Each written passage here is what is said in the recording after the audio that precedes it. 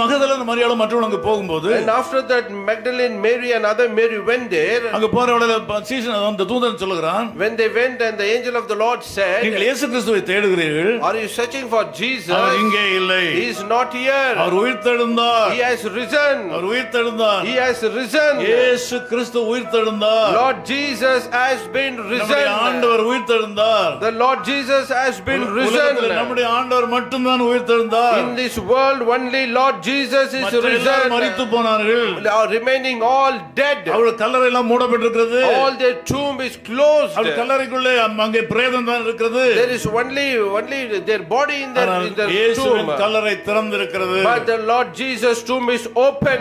எருசலேமுக்கு போய் விட்டு வந்தவர்கள் சொல்லுகிறார்கள், Many people went to Jerusalem and they come and say, கல்லறையின் வெளியில எழுதப்பட்டிருக்கிறதா, it is written in the cemetery, he is not here, he is risen. அவர் இங்கே இல்லை, அவர் உயிர்த்தெழுந்தார். he is not here, he has risen.